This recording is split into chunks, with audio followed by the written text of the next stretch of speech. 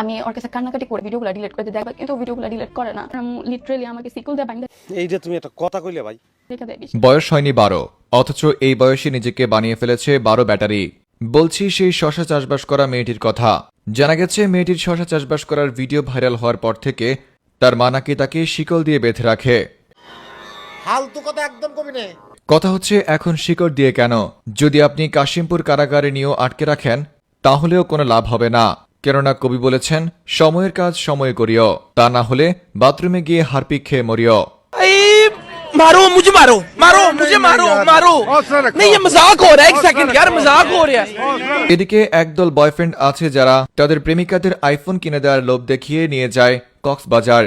অতঃপর কক্সবাজার নিয়ে যাওয়ার পর তাদের সাথে আলু, পটল, শসা কিংবা বেগুনের চাষবাস করে সেটা নিয়ে ভিডিও করে। कौन है ये लोग, कहां से आते हैं?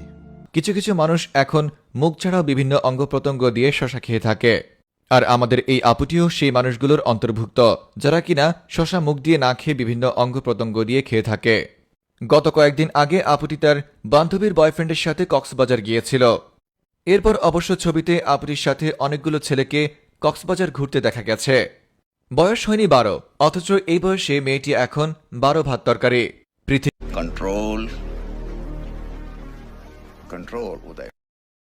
কতটা আপগ্রেড হয়ে গেছে। গত কয়েকদিন আগে আপুটির একটি শশা চাষবাস করার ভিডিও ভাইরাল হয়েছে।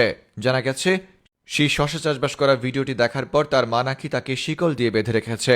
तेजस्वी लोग हैं हमारे पास, कितने शानदार विचार रखते हैं जी।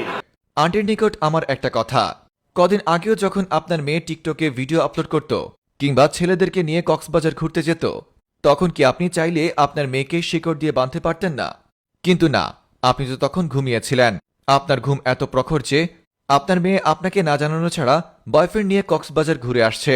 আপনার মেয়ে আপনাকে না জানিয়ে কক্সবাজার চলে যায়, অতঃপর সেখানে গিয়ে শসা, বেগুন এবং শাকসবজি চাষবাস করে, অথচ আপনি জানতেনই না।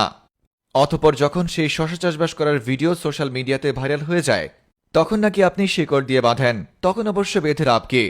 যা হওয়ার তা তো হয়ে গেছে। বন্ধুদের উদ্দেশ্যে একটা অনুরোধ, বয়ফ্রেন্ড যতই বলবে আসো আইফোন দিব, কক্সবাজার যাব, ভুলেও যাবেন না। নিজের ফোন বেচে আইফোন কিনে কি লাভ?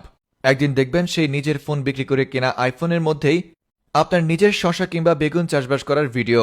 সেদিন আফসোস করেও কোনো লাভ হবে না, কেননা কবি বলেছেন ভাবিয়া কাটিয়ে চুল, না ভেবে কাটিতে গিয়ে কেটে ফেলো না তোমার দুন্দুল।